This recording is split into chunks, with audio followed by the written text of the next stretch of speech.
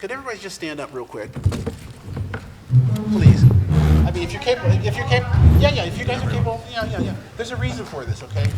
For those of you who are old military, remember how they would do the things in the afternoon? We would be, want to fall asleep, and so we'd have a little call something so that we get that energy and that breathing going. And so I'm old military. If you haven't figured that out, yeah, okay. Yeah, it's sort of like that. And so she's going to lead us in just a little something, okay? We realize that you're all exhausted. It's 8 o'clock on Friday night, and this has just been going on and on for 3 days now for some of us. So what we're going to do is we're going to do a really quick call and response. It's just 3 repetitions, and I'm going to say the names of the 3 groups in the Expanse, and then you're going to answer, yeah, I'm saying. For each group. So say for instance, the first group is the Rams, okay? And you'll still say Yam Seng, even if we say Rams. We're not going to say And we Rams, apologize okay? that we didn't distribute the shots to everybody. Yeah. Just pretend. Oh, okay. At the top of your lungs, because I've been warned that Hall H will try to blow us out. So let's return the favor, okay? Okay. Let's show them what we're made of. Okay. And I can yell louder than anybody, so. Okay, you ready? Okay, first of all, Arthur's. Yeah! Whoa, there you go. Beautiful. Good job. Okay. All right, I'm excited now. Yeah, Okay. all right. Go ahead. Martians.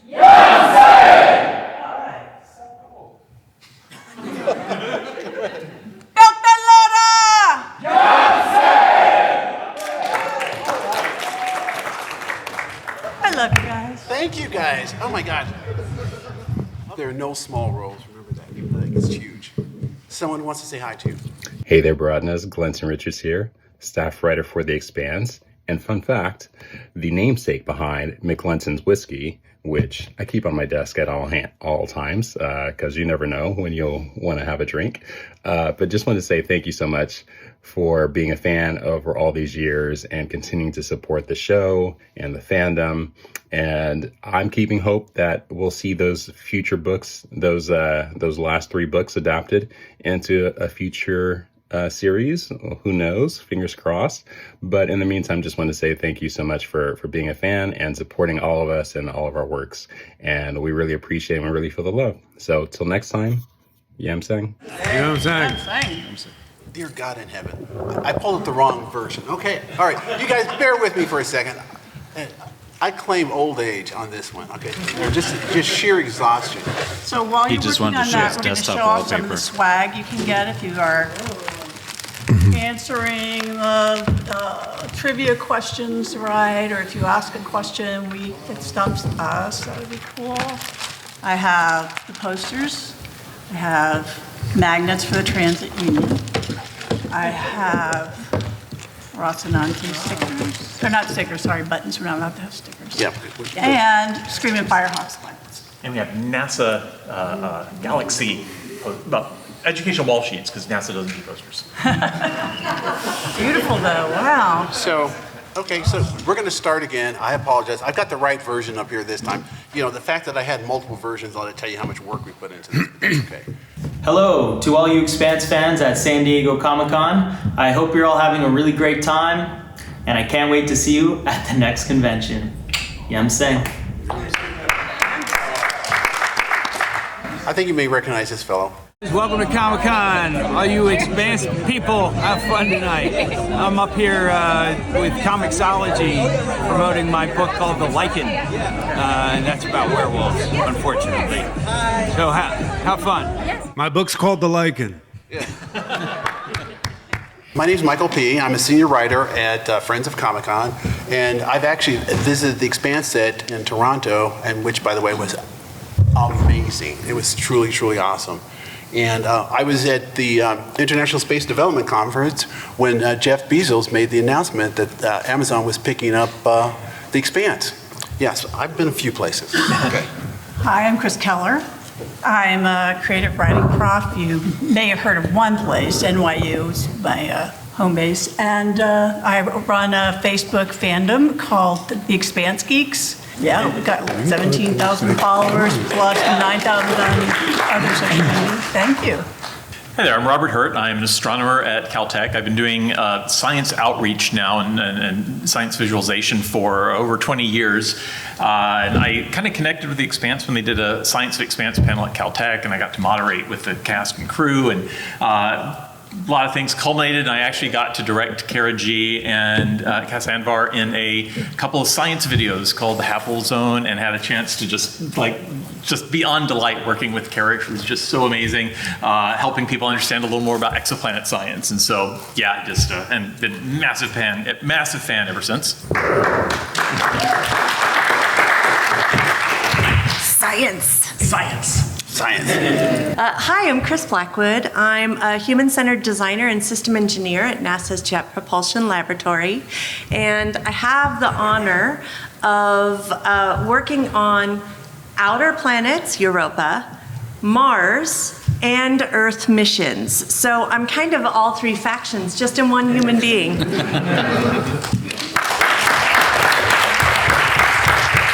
Okay, she's far too modest. Okay, she invited. Who all did you invite up there to JPL? Name So them. after Comic-Con last year, we got a little bug in our butt, and we invited a bunch of the cast and crew, as well as many of the people sitting here, to It was awesome. JPL to have a tour.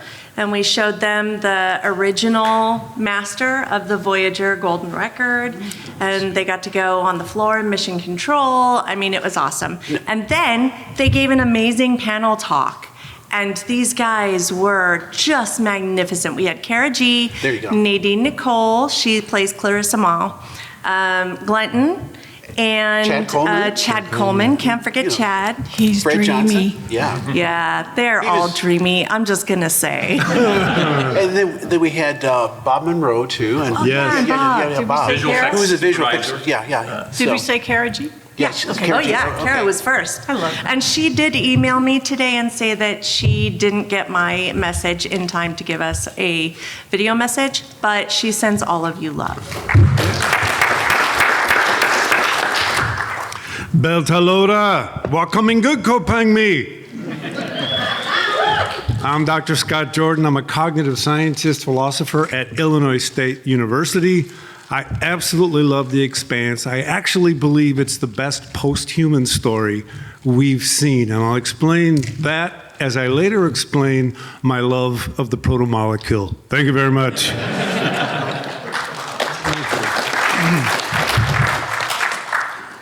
So my name is Scott Hudson. I'm actually a senior manager of content architecture at ServiceNow now. I've been promoted since then. Okay. Should I change it? Yeah. I worked on the Boeing Delta launch preparation documentation project for a while. And I've been to Space Camp 3 times. And huge fan of The Expanse. I got to meet the man who introduced me and got me to love The Expanse, Thomas Jane, today. So I gave him the Screaming Firehawks patch that I had made for all the main cast members a couple of years ago.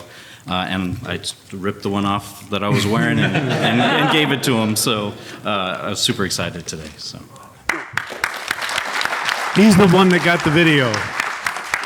He's absolutely serious. He really, literally did rip that patch off. No, seriously, he really did, to give us to Thomas Jane.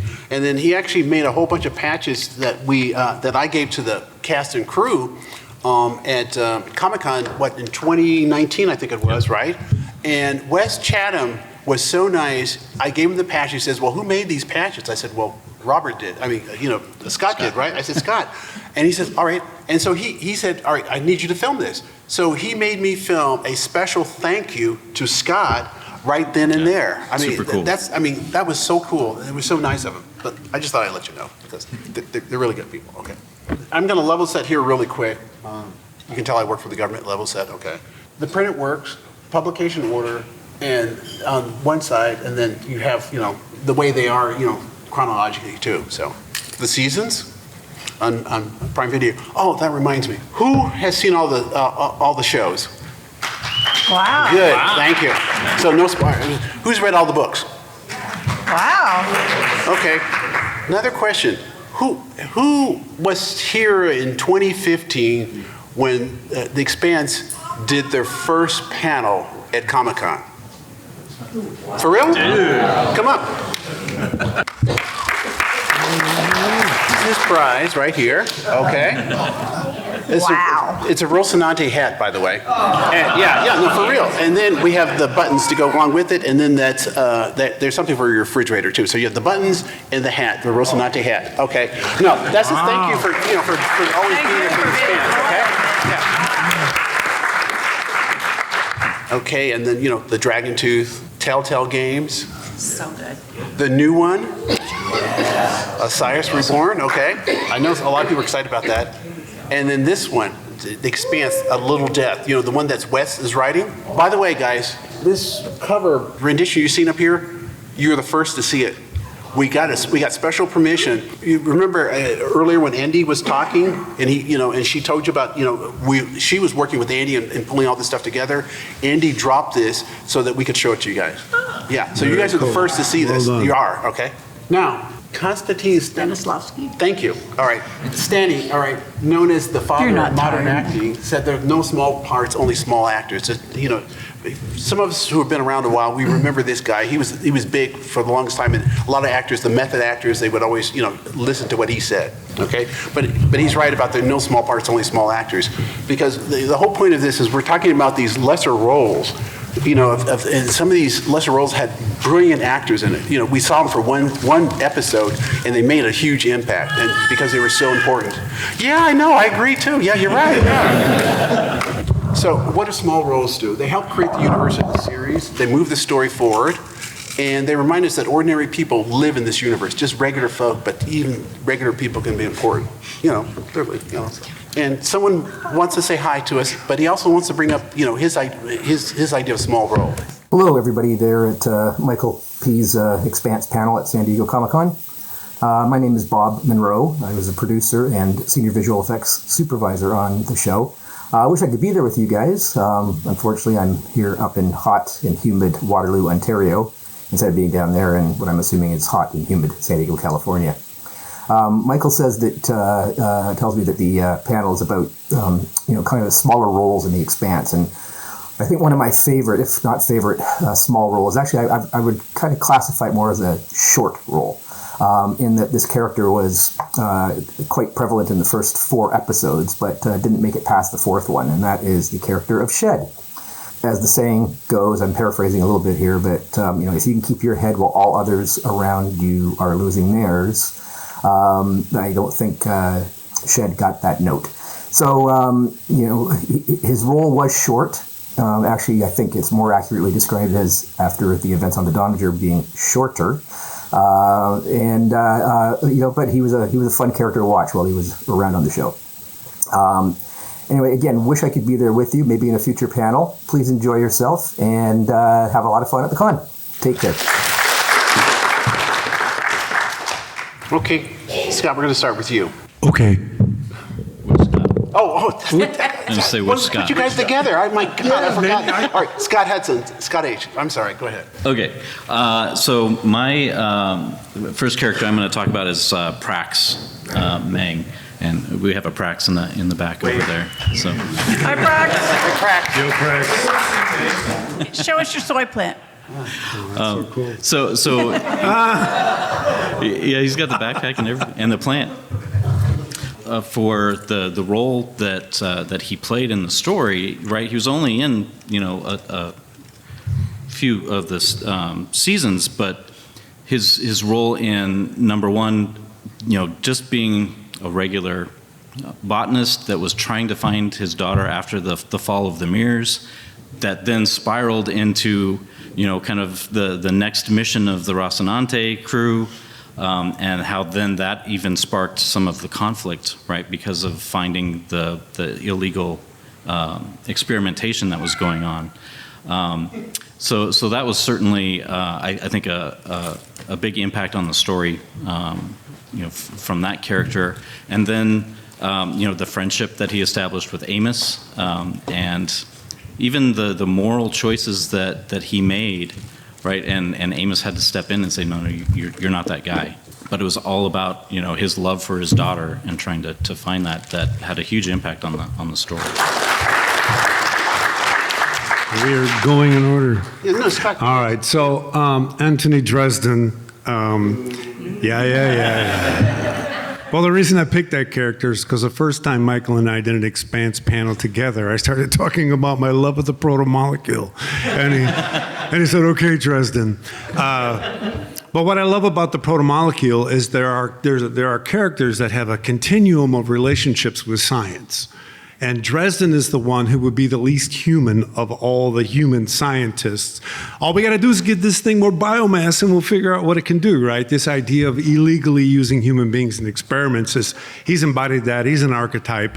And I think he needs to be there in the story to drive some of the drama, but to also create a space around the proto-molecule. I think there's this Lovecraftian thing that's in the middle of the story, and it just creates, as we've talked about before, sort of kaleidoscope of how people think about something that could eat people. So that's why I chose Dresden. He's a great character, though. You got to admit, he's a great character. No, he's a great character, and you he's a need great him. character. Someone has to be crazy. Yeah. Especially in the Bible, this. Yeah. So I chose Franklin DeGraff, and he is maybe the smallest of the small characters today because he has maybe 10 minutes of screen time. He is only in 2 episodes, and he's mentioned in 1 other. This is the Earthsand ambassador to Mars, and he has fallen in love with Mars. And poor guy gets manipulated by Avasarala into giving away some Martian intel, and then he loses his post, he loses everything, and it seems like he commits suicide. We do later find out that bastard Aaron Wright, I just had to see if there were littles, had him assassinated, right? And we discussed this, and I was like, I don't know, I think they left it open, but no, they actually do say it. I think the reason that he is so impactful for us is that he shows the collateral damage that happens to regular people like us when the big kids start stomping their big feet around and playing their war games. And him and his family are what all of us would be. We would be affected in these ways with no way to help it. And I do have a prize for anybody who can tell me his husband's name. It's a hard one, I think, maybe. Okay, his husband's name is Craig, and oh, did you remember it? Yeah, I was going to say Craig. Good answer. Well earned. We're going to get some pins, too. Okay, so I gotta say, I mean, the Expanse fired on all cylinders, but as someone who's done science communication and outreach for decades now, the fact that there was a show that science was so integral to it, that they did not look at science as a burden, but as a platform, a springboard for authenticity. So the character I have chosen, interestingly, is one we see only in the 6th season in the little teasers at the beginning, Kara. She's a girl who has never known Earth as a home, and Kara is growing up on Laconia. It's our little window, our tease of what's going to come if we ever get the last 3 seasons, or read the last 3 books. But Kara is fascinating to me because I didn't appreciate this when I first watched the show. It wasn't until I actually read Strange Dogs and it finally dawned on me that Kara, she is the consummate scientist. Kara is a character. In her youth, she is able to look at the world around her. Her world is Laconia. She's never known Earth. She does not come in with the biases that we do on what is right and wrong and what is horror and what is a sunrise. And in her world, she sees that there are these little dogs, and these dogs repair things, and they repair technology, they repair creatures. And so, the Kara's story, it's like, to us, we watch it and we think it's a horror story because her brother dies and she hands his body over to these monsters and they turn him into a Frankenstein. But when you actually step back and realize Kara is this amazing person who has looked at how her world works, and she sees this as just nature and how it works. And to her, this wasn't a horrific thing she did. This is like, I got my brother back, and he's around. And And so, and I think Kara is a really interesting parable for the ability to look at the world around us without the biases and our preconceived notions and see how things really are, how they work. And that she is like, starts down that path. Now, of course, we don't see much of her in the show, but of course, if you haven't read the next 3 books. If you haven't read the next 3 books, read the next 3 books. Yeah, read them. You might see her again, and she's got a kind of important role after that. So, but a small role in the series. Dresden knew it would take generations to appreciate them. Sorry. Oh, a question. Let me do my question. I have. Sorry. Okay, so I got a question for you. Sorry, so if you're in the Expanse world, and what is the color you associate with 0G if you don't want to bounce off walls? Red. Blue. All right, who said blue? Blue. Because your magnetic boots. Red is when the boot is off. Nope. Blue is when the boot turns on. Other way around. Oh, it's the other way around? Oh, man. I watched an episode just last week to verify. Really? Sorry. Okay, Just you know snapped. something? I'm going to give you both. He still gets it. You Both both. of y'all. You both get Red light, blue light. posters. Good job. You stumped the panel. You Stump the panel. You stumped the panel. There you go. So, my person is Ade. I can't get over how much she affects the whole show. And it seems like a very simple role. She's the girlfriend at the beginning, right? But when you watch carefully, you'll notice how she's playing Holden the whole way through. She, first, when we see her there floating around in space having fun, in case anyone, they're hugging closely. Body hug. And the next thing we know, she's calling in this SOS that they found in somewhere off the charts. And when Holden says, well, we're not going to go after it, what does she do? She starts insulting him, basically saying, oh, that's wrong, that's not the right thing to do. And then later on, she goes after him some more and says, I'm just going to leave in a couple of months. All good things must come to an end. So she's basically like trying to push him to do what she wants.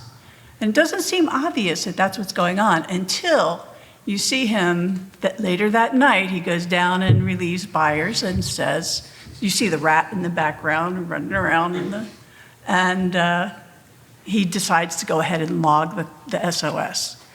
Of course, the whole bridge explodes the next day when people find out, oh, look, somebody went ahead and turned us in and Byers actually calls him a rat. He doesn't know who, or they don't know who. Ade thinks she knows. So wind forward a little bit, and the White Knight Holden is now on a ship called the Knight, floating over to this asteroid, talking back and forth with Ade. And that's when everything explodes, literally. The Canterbury blows up, and right before that, Ade says, Jim, there's something you should know. She's not scared, she's not freaked out. She thinks that this is just gonna be a pirate action. But I think she knew. I think, and I'll say this with a little bit more evidence in a second, I think she was a mole for Protogen, and she helped them set this up. And the reason I say that is because at the very end of the season, when Julie Mao is now on the Anubis, she's on the Anubis, you can hear a couple of the crewmen from Protogen talking to each other. And one of them says, well, I think the Canterbury will take the bait now. So they definitely were going for the Canterbury and knew where it was. And I think this was a whole setup. And that's why I think she's way more important than we realize for such a tiny little role. It's cool. Very cool. Now you understand why she's a creative writing professor, right? Yeah. Okay. My person is Champa. And he appeared he appeared in episode 212, The Monster in the Rocket. He's portrayed by Gungan Deep Singh, and he's on Facebook. So if you guys really want to, just go on Facebook and say hi to him, tell him you went to the panel, and we mentioned him there. But his character, to me, he just exemplified the best of the Belters. He was supposed to be the strong guy up there. Remember, he got appointed to keep the riffraff out while they were trying to repair the ship and stuff like that. And then she promised him a berth on there. And remember when Naomi came out to help the people out there, and she said, no, you can take my spot. And so she helped the people, and then at the end he says, no, you have a destiny, you have something, you have a place to be, and so you get back on that ship where you belong. And it just, and then like when he did this, it's just like the sacrifice. And he says, as he told the Belters, he says, we're Belters. This is what we do. We sacrifice. We already know this. Our lives are not easy. Our lives will never be easy. And it was just, to me, that's the cry. That's the call. It's what I call the fanfare for the common man.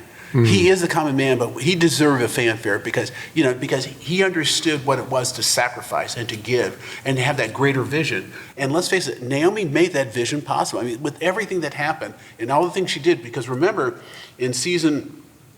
It was season 5, right? When they went through and season 6, when she got Marco, and and she had done the calculation, and so she was able to stop Marco. And then the calculation she did was, they used later on in the later books, remember, to be able to figure out when the ships could go back and forth through the gate. So she had this great thing that she had to do for history and for mankind, literally. But he made it possible for her to do that. And so, it was a really small role, but it was, all these small roles are incredibly pivotal in the story and what happens later on. And that's my character.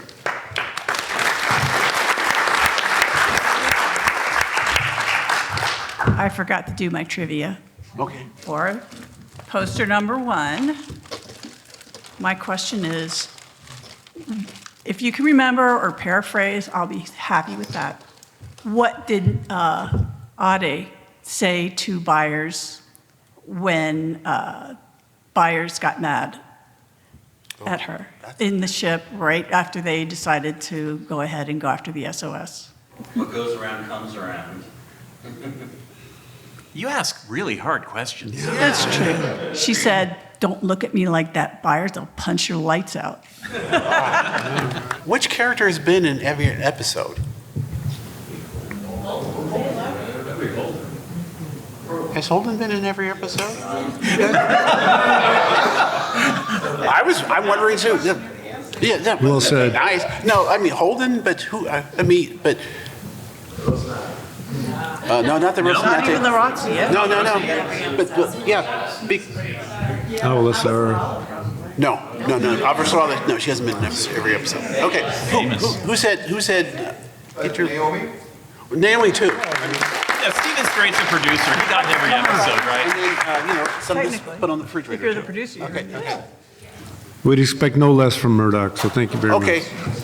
Since I screwed that one up, I have to start this other one again. Okay. So I'll start this side. You guys mind? Okay. Esteban Sorrento Gillis. He was described by Aaron Wright as a spineless and weak, a dignified face with nothing behind it.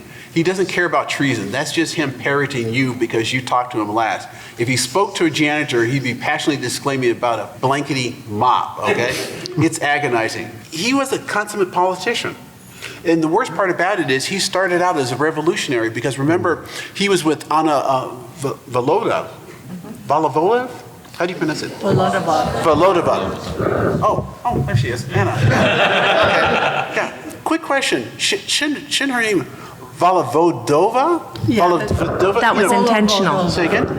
Yes, it should be Volodova. Yeah. Volovodova. Yeah. But it was intentional that they left the A off. Yeah, because the change, you'd have the change over time, and so that's what happened. But if it were done now, it would have an A at the ending, which I think is really, thank you for explaining that too. That was actually very good.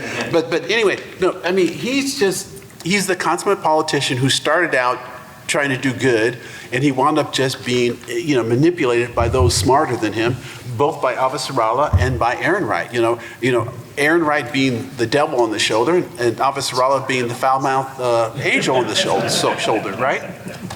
But I don't think he was a bad person. I just don't think he was a good person either. So my next favorite little character is Sakai, and bad.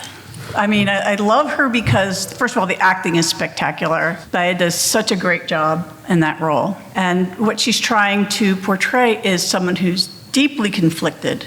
I mean, the first thing she does is actually fix up the Rocinante perfectly. She's very courteous and considerate and doing everything right. And Bull comes in and starts insulting her, and you can just see her seething about it.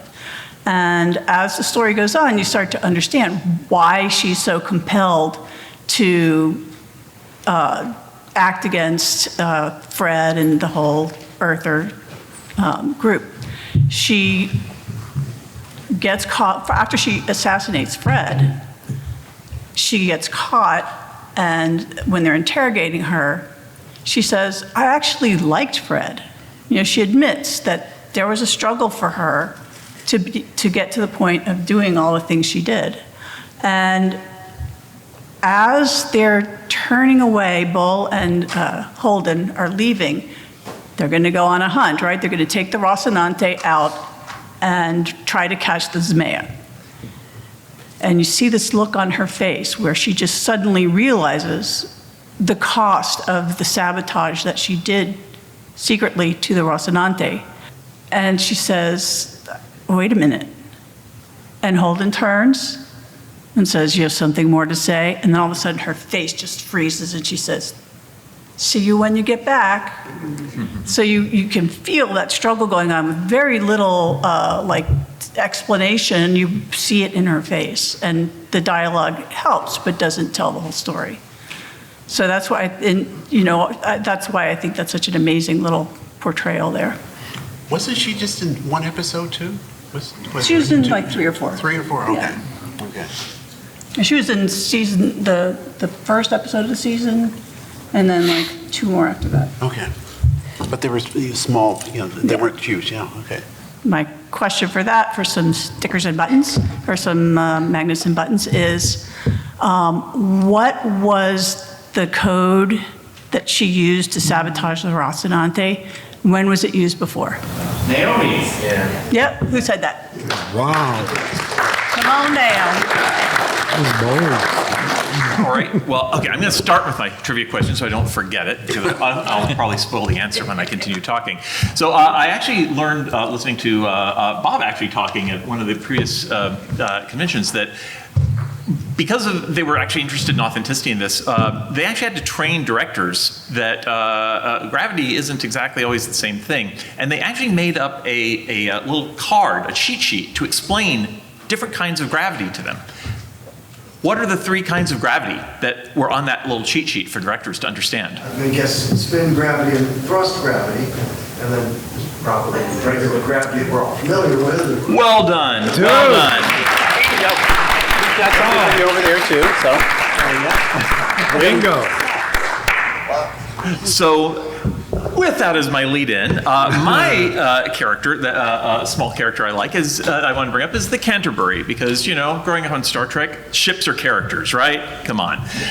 And while the Canterbury was not with us very long, when I started watching the show with no background knowledge of it at all, it was an incredible onboarding experience for me into this universe, because that ship did so much heavy lifting on showing that they actually paid attention to things like acceleration gives you the effect of gravity, and if you're not accelerating, you better have your mag boots on. It established the scale of what they were attempting to do, that this is a massive ice hauler that is pulling huge volumes of material in the colonization attempt, the terraforming attempt on Mars. It established this culture war, because you have representatives of Earth and the Belt and Mars all on the Canterbury in this community, but it became your window into that community, and then to even get to a point where when the signal is received and they had to make this difficult decision of, are we going to go respond to this SOS call? Just the idea, something that you have never seen in Star Trek, you've never seen in Star Wars, just the idea that a ship with that much mass that's en route somewhere, if it just has to change course, that's huge drama. I have never been so riveted watching a ship change direction as that moment. And we laughed, and it was fun, and it was exciting, but the thing is, it carried so much of the grounded reality of this, the seriousness with which they were trying to make this authentic story of what would our solar system look like in 200 years if we really were there. So Canterbury, you were not with us long, but we remember you to this day. Thank you.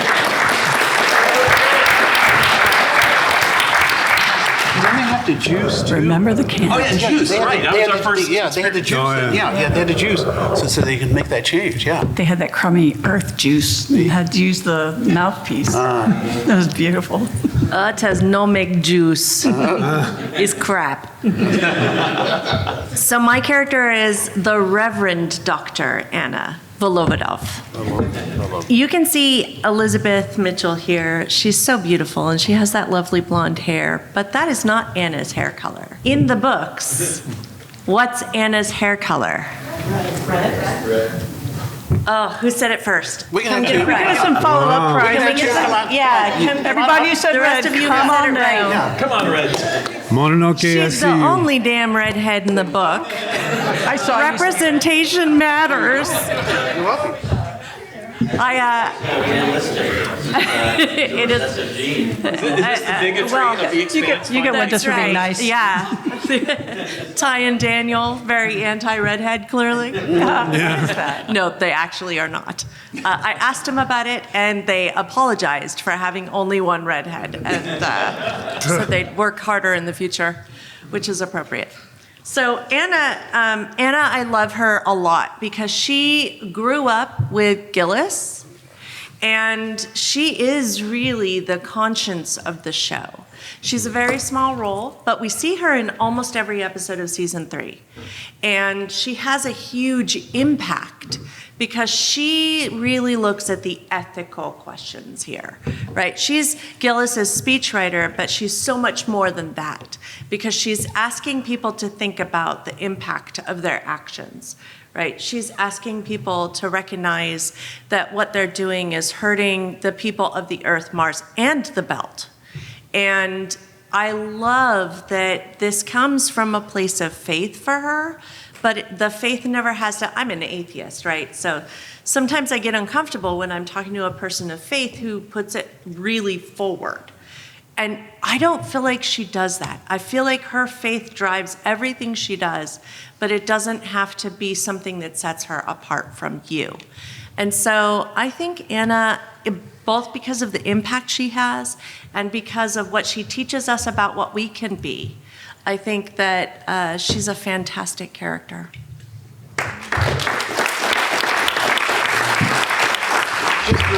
Just real quick, does everybody remember her establishing moment when we were first introduced to her? Do you remember what happened?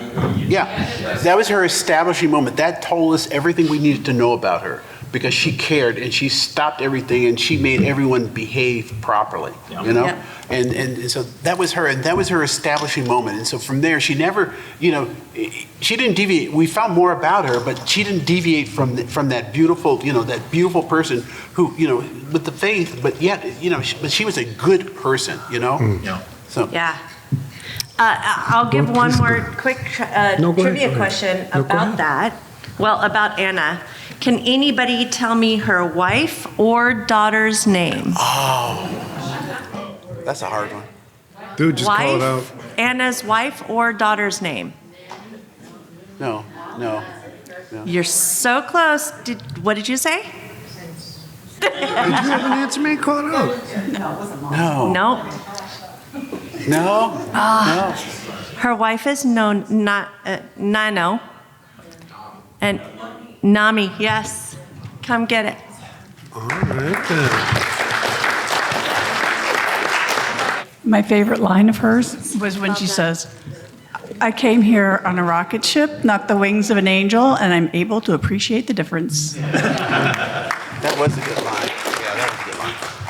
Well, I don't know about singing the praises of the protomolecule after someone just talked about Dr. Valadova, but in my work as a philosopher, I asked the question, how would we think about ourselves if we saw ourselves as energy transformation systems, as opposed to thinking about ourselves as physical systems with minds or physical systems with souls? And the protomolecule is the answer. In other words, every one of us ate something this morning.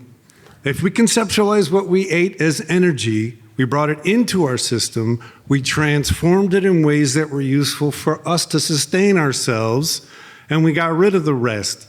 And what did all that energy do for us? It created the possibility for everything that's happening right now. So when you look at the protomolecule, what is it? You could call it a weapon, and all the humans are trying to freak out because they don't know what it is. It's an energy transformer, and what does it do?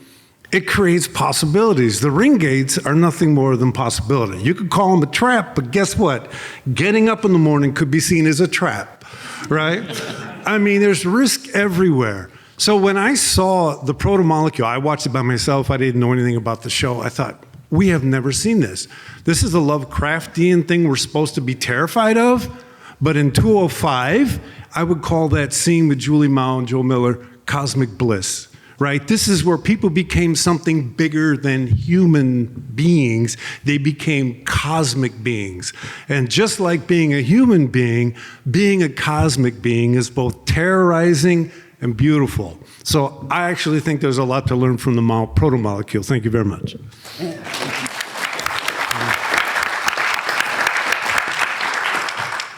All right, well, my next character is the engineer who rewrote Human Destiny. Solomon Epstein had one episode, right? It was a flashback episode. But the fact that without his scientific advancement, his breakthrough, right, we wouldn't have a lot of the belt settling, Mars, all of the faster travel through the solar system, which is has enormous distances, and to be able to transit that more quickly. Right, I mean that's a huge impact. The show would not be possible without the Epstein drive.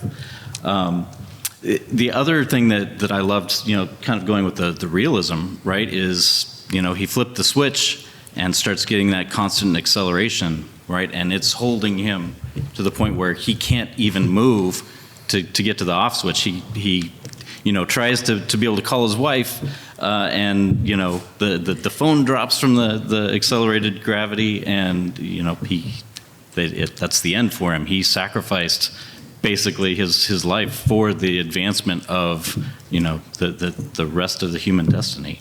So I think that's the main contribution I really liked about that episode. I love the just kind of the little flashbacks that were interspersed throughout that episode to kind of tell that story. I really like that about the.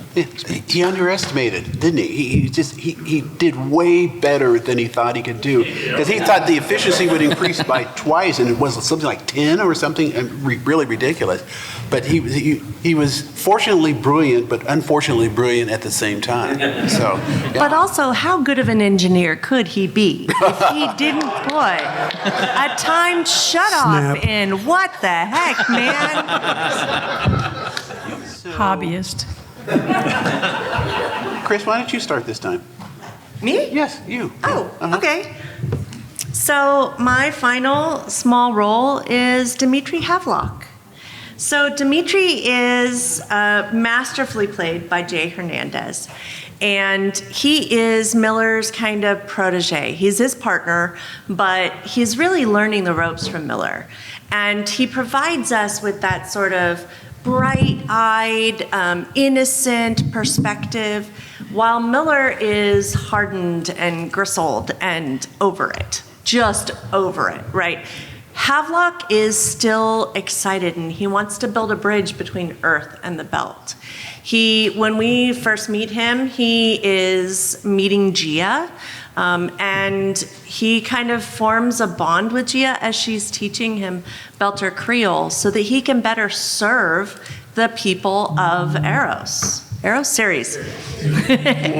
And I feel like he's the future of what we have to be.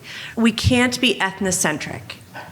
And he is not, right? He's embracing the culture he's in, and he's trying to share with it and receive from it and change himself and change them so that we can all get along. And I feel like if there's going to be peace between Earth, Mars, and the Belt, it's going to be because of people like Dmitri Havelock. And also, Duke got impaled and survived. What?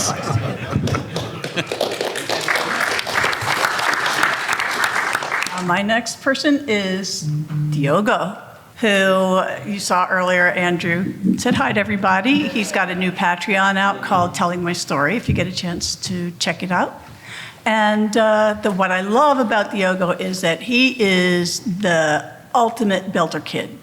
His life is so much like Miller's and probably so much like Marco's and not unlike Naomi's. He's telling the story of what it's like to grow up in this oppressive environment, in harsh poverty where people lose parents and end up being raised by aunts and uncles. And it's just so hard to watch some of the things he has to go through, from, petty crime to having his uncle throw him out an airlock and then kill himself. And each time he reinvents himself a little bit more, starts to look around for role models. He ends up having Miller as a role model, which is kind of terrifying if you had boys. And yet somehow Miller manages to pull up a little bit and give him a chance at a life.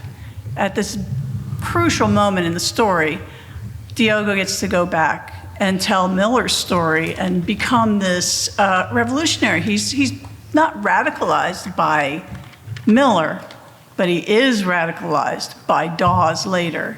And that's this tragic thing, is that as he keeps trying to reinvent himself and look for new role models, he ends up with somebody who's manipulative, seductive, knows everything about him, and just goes to his apartment and just flatters him to death and then turns him against Fred Johnson.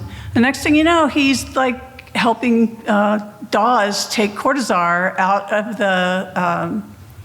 of Tycho, and that's the end of this whole relationship he's had with everybody else in his life. Now he's stuck with Dawes. So the next time we see him, he's working for, through Dawes, he's working for Ashford on the Behemoth. And that's where he earns the nickname, "You Little Shit." And I mean, he really earns it. So his ending, as we all know, was the elevator. But I have one quick trivia question real quick. What was his last word or words? Yeah, them hard ones. Remember, he was chasing Drummer wearing Bobby Draper's Goliath thing.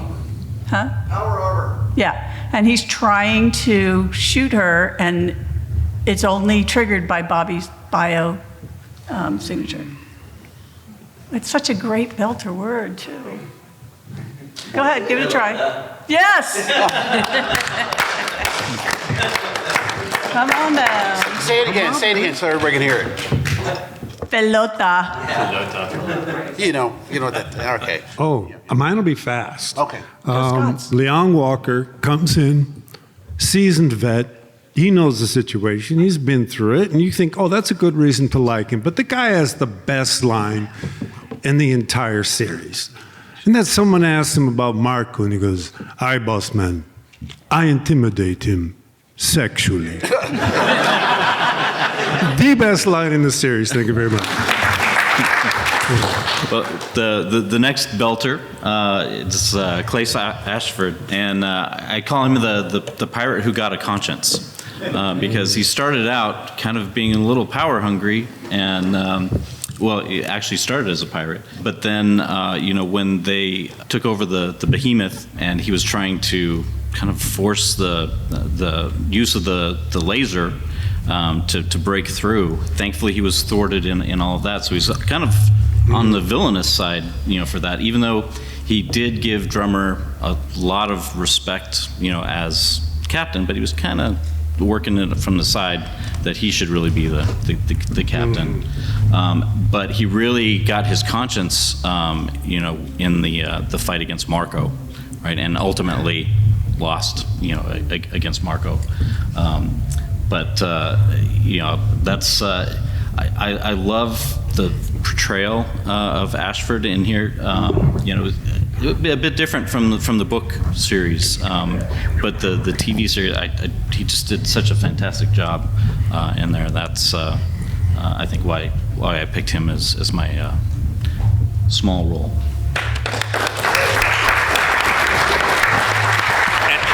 And I didn't do my homework in time, but I have one final character. I think his name is Sinopoli. He's the Martian, one of the two Martians that are rescued in season 3 when they're heading out to Jupiter, and who are like tried and true Martians. But just for the moment when he is rescued on the Rocinante and he walks into this room and you're Christian Avasarala, the Secretary General, and his mind just blows up all over the mess hall. But I find he was interesting because he's like absolutely tried and true, like we saw Bobby was, but Avasarala was able to get to him, not turn him against his people, but to approach him with truth and to get him to play a role to try to push the role of truth. Because so much of the themes of this show are people trying to lie to you to create their truth, and people like Avasarala trying to break through that barrier.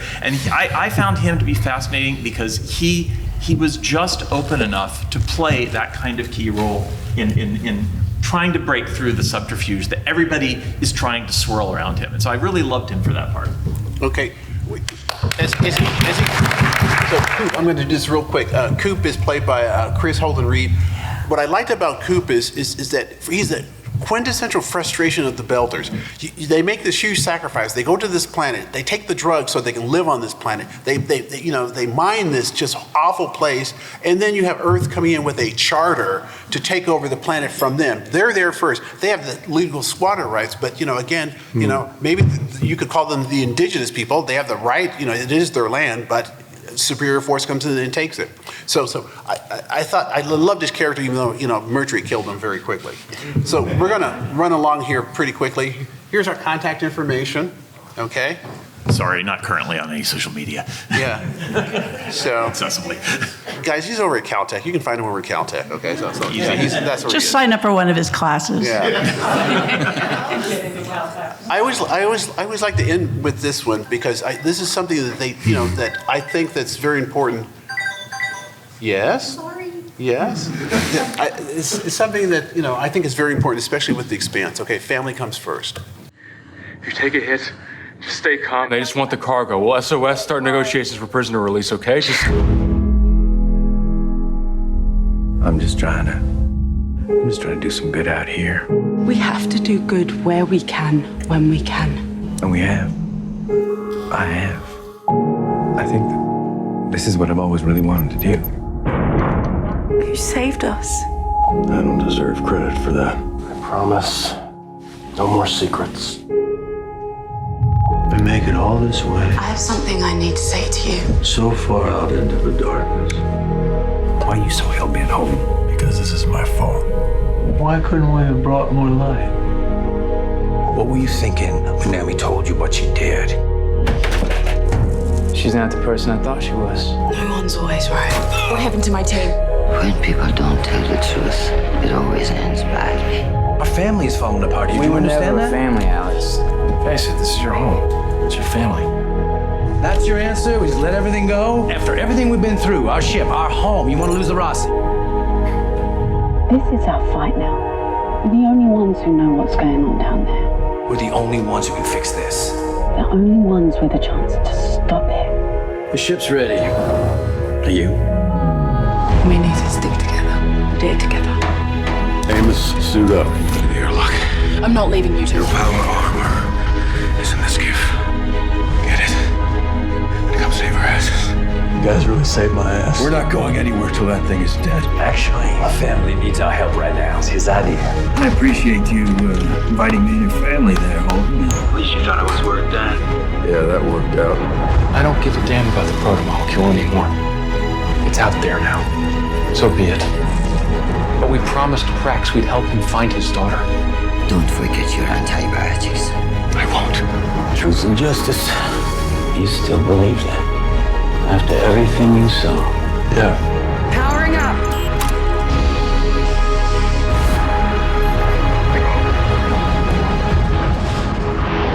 Good luck coping me. You be careful down there, Earther. Ja, also zo. Careful up here, Martian. Good job, Marine. Sent to you, Spy.